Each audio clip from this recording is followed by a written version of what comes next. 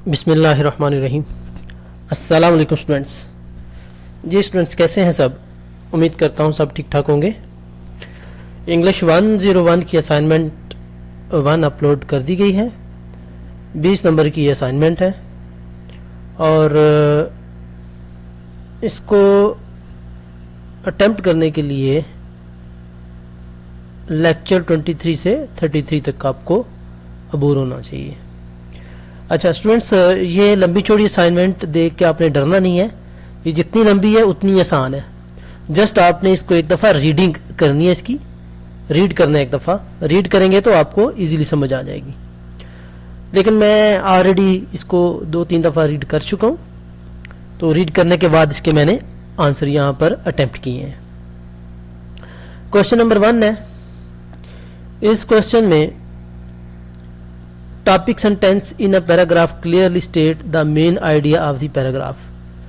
While it usually at the beginning of the paragraph, it can also be in the middle or end of it.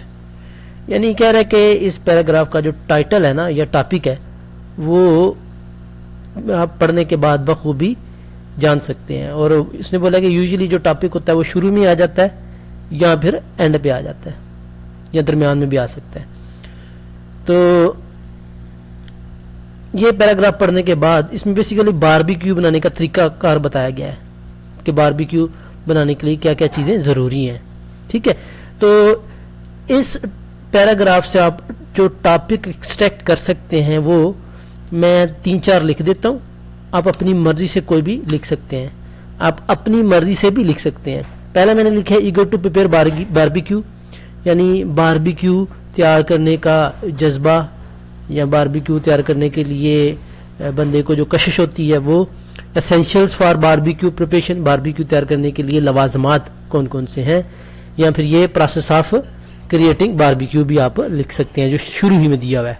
ठीक है, तो ये इसके topic है, process of creating barbecue. तो इन तीनों में से कोई भी आप एक सिलेक्ट कर सकते हैं। ठीक है जी, तो ये पहले का टॉपिक हो गया।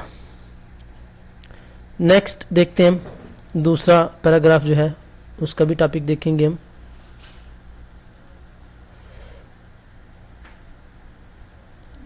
इसको मैं थोड़ा ग्रीन कर लूं जी। दूसरा पैराग्राफ है in this modern world with faster means of transportation. अच्छा, इसमें बेसिकली जो ट्रेन है उसके फवायद बताए गए हैं कि ट्रेन के फ़ायदे क्या हैं, ट्रेन को प्रेफर क्यों किया जाता है आजकल की ट्रांसपोर्ट में। ठीक है जी, चीपर है, इसमें और भी काफ़ी एक्सीडेंट के चांस कम होते हैं, ये सारी चीज़ें हैं। तो इसके मैंने पहला टॉपिक बनाया why it is preferred to use the train for transportation, या ये कर लें uses benefit of trains, benefits of using the train, using the train. ठीक है जी, in modern world, in modern world. तो ये कोई सा एक आप यूज कर सकते हैं। ठीक है जी, दोनों भी आप कर सकते हैं, दोनों भी लगा सकते हैं। थर्ड है जी, इसमें माँ के बारे में बताया गया कि माँ के बगैर कौन कौन से मसाइब या मुश्किलात आ सकती हैं। ठीक है जी, और माँ किस तरह एक बच्चे को सिखाती है। तो why mother is a backbone for successful life in society, यानी सोसाइटी में माँ को सक्सेसफुल लाइफ के लिए माँ को बैकबोन रीढ़ की हड्डी क्यों समझा जाता है। तो उसका ये पूरा दिया, ये बेस्ट इसका टॉपिक है जो मैंने सिलेक्ट किया है। आप अपनी मर्जी से कोई भी सिलेक्ट कर सकते हैं, चूज कर सकते हैं। ठीक है जी, चलो एक आध और मैं लिख देता हूँ कि माँ की ज़रूरत in life, why mother is must in life, why mother से एडवाइस कर लेते हैं।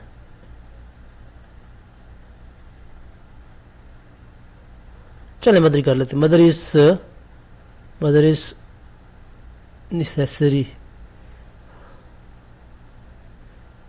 मस्ट कर लेते हैं जी, मस्ट इन लाइफ। ठीक है, वो आपकी अपनी मर्जी है, जो सा मर्जी कर लें। फोर्थ वाले का टॉपिक है जी लाइफ जैकेट के यूजेस बताए गए हैं बोट में जब वो यूज़ करते हैं बोट को चलाते हुए। तो यहाँ पर मैंने safety first with life jacket, ये बेहतरीन या सबसे एक्यूरेट आंसर मैंने यहाँ पर सिलेक्ट किया है। आप अपनी मर्जी से भी कर सकते हैं, यूजेस ऑफ लाइफ जैकेट कर सकते हैं, uses of life jacket while क्या है जी बोट, वाइल ऑन बोट। ठीक है जी। इसके बाद फिफ्थ पैराग्राफ में अमेरिका में जो स्टार्स हैं, फिल्म स्टार्स, उनका सोसाइटी पर क्या इफेक्ट है वो बताया गया है। तो इसमें influence of film stars on society. ठीक है जी। इन अमेरिका कर लें आगे, ये आपकी अपनी मर्जी है, लेकिन मैंने जस्ट इतना लिखा है, ये बेहतरीन और बेस्ट इसका टॉपिक है जी। सेकंड क्वेश्चन है, बेसिकली उसने वन लिखा हुआ था, वन नहीं है, ये भी सेकंड क्वेश्चन है आपका। ठीक है, एक लंबी चौड़ी स्टोरी दी हुई है।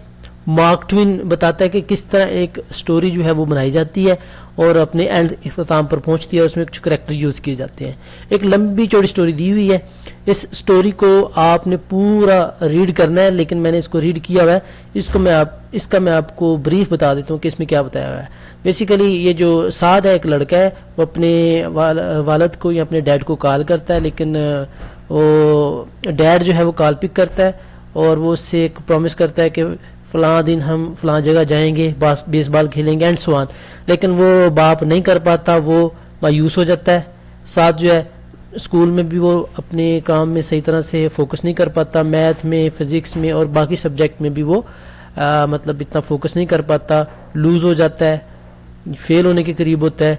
तब उसको एक मिस मिलती है, उसकी जो घर में पढ़ाने आती है ट्यूटर, वो मिस उससे बोलती है कि तुम मैथ में भी, फिजिक्स में भी, साइंस में भी वीक हो रहे हो, तो इसकी क्या रीज़न है, वो उसको नहीं बता पाता।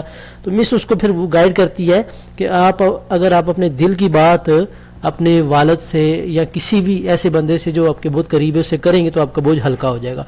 तो एट लास्ट वो अपने फादर से दिल की बात कर देता है। तो यही इसका स्टोरी का एंड है। ठीक है, तो यानी किस तरह जो गैप कम्युनिकेशन होता है वो बच्चे को मिसलीड कर सकता है। ठीक है, एक बच्चे पर उसकी स्टडी पर इफेक्ट कर सकता है। तो इसके डिफरेंट टॉपिक बन सकते हैं, लेकिन जो मैंने टाइटल बनाया है, how father attention influence on childrens. Fathers attention, एक बाप की जो अटेंशन है वो बच्चों पर किस तरह इफेक्ट करती है। Father and children communication gap effects, यानी उसके जो इफेक्ट्स हैं, ये आएगा सॉरी, इफेक्ट्स जो उसके हैं। ये तीसरा एक टाइटल ये भी बन सकता है, study soil by father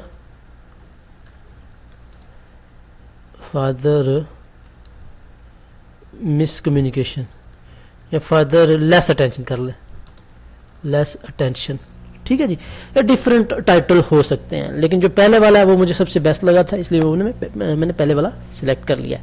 okay, आगे कुछ क्वेश्चन किए हैं इसी से related. What is the purpose of author, author का पर्पस क्या है जी। एंटरटेन करना तो नहीं था, बेसिकली इन्फॉर्म करना भी नहीं था, बल्कि परस्यूट करना था। परस्यूट का आप यहाँ पर सिनोनिम चेक कर सकते हैं, क्या होता है जी, कन्विंस करना था, इन्फ्लुएंस करना था। ठीक है,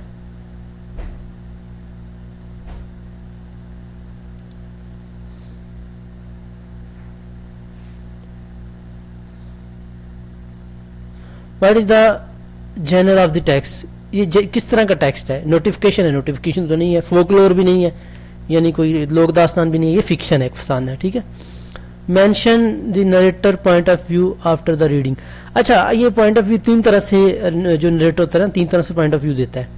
एक आई के प्रोनोन यूज करता है, आई यानी अपने आप को यूज करता है फर्स्ट पर्सन, या यू सेकंड पर्सन यूज करता है, या ही थर्ड पर्सन। तो इसने यहाँ पर जो यूज किया वो थर्ड पर्सन है, ही यानी साद वाला ही। ठीक है, what is the tone of the writer in the text, तो ये इसकी टोन कैसी है, ग्लूमी है, मायूसी वाली ये टोन है। ठीक है, तो ये पांच आपके पॉइंट है, दो नंबर का एक पॉइंट है। तो काइंडली चैनल को भी सब्सक्राइब कर दीजिएगा ताकि आपको हर नई आने वाली वीडियो सबसे पहले मिल सके। सो स्टूडेंट्स ये बिल्कुल एक्यूरेट 100% करेक्ट असाइनमेंट है। आपने इसको देख के कॉपी पेस्ट नहीं करना, थोड़ा सा चेंज कर लेना है, लेकिन ये जो मैंने हाईलाइट किए हुए हैं ये तो वही आएंगे। ठीक है, होपफुली आपको समझ आई होगी। थैंक